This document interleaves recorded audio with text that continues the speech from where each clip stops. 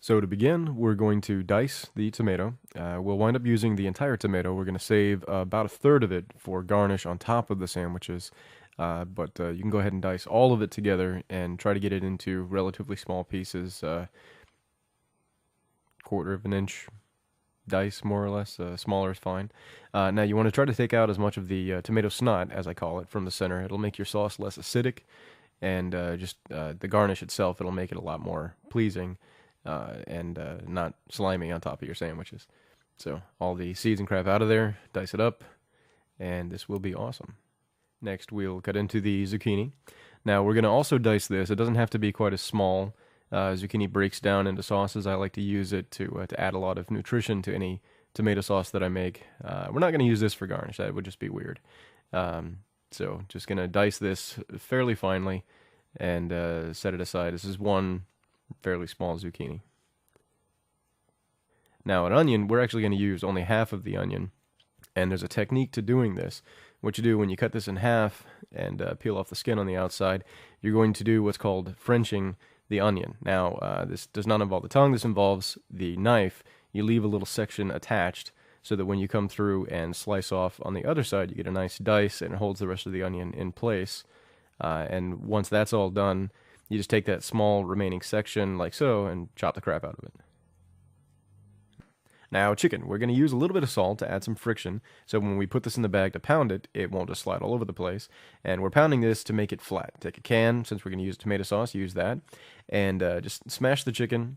You want to make it flat and thin so it cooks evenly, and try to move the can as you're pounding down. Now keep the bag closed. You don't want raw chicken shooting out and going all over the place. That's just nasty. So pound it, stick and move. And if it gets stuck in the corner, you're going to want to move it away. Otherwise, you'll pound it into the corner, break the bag, and shoot chicken out anyway.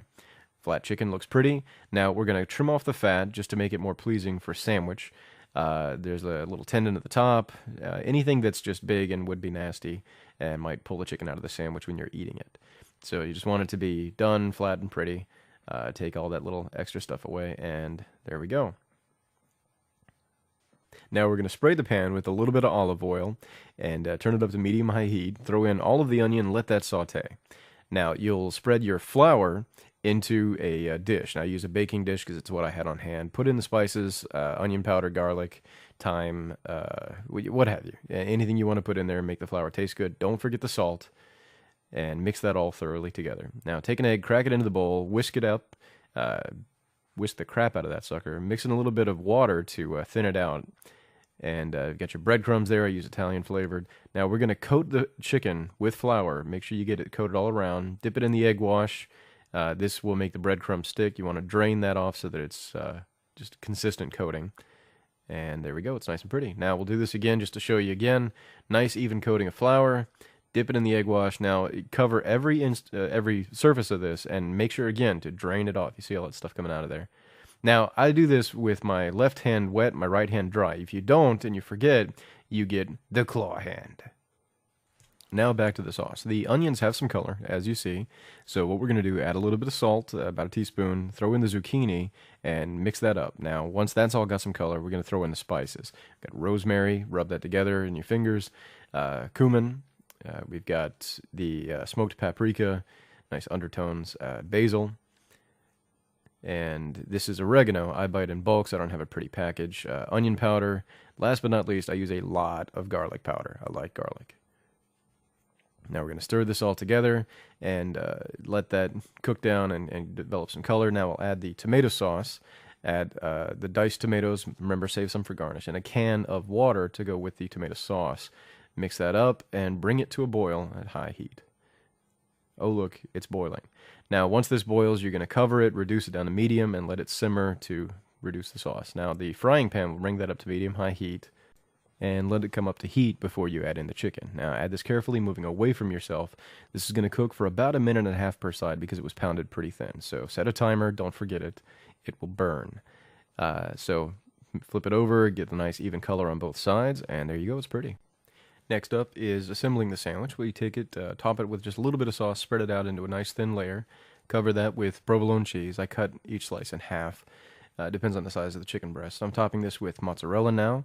We're going to add the tomatoes as garnish and cover them again with a little bit of cheese. I use mozzarella and then also the Parmesan. Now you're going to take this on a plate or on a baking sheet, put it in the oven 400 degrees for between 4 and 5 minutes. When you got about 1.5 minutes to go, toast your buns. The most important thing to keep in mind here is you want to make this manageable. You don't want to overload it with greenery or with the sauce so that the whole sandwich falls apart. Last but not least, it's very important presentation. You're going to want to serve this on a gay penguin.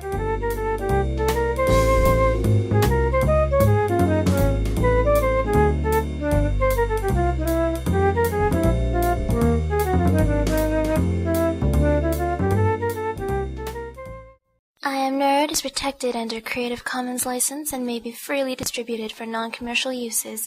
Please contact Andy Hayes regarding licensing details for the content in this episode.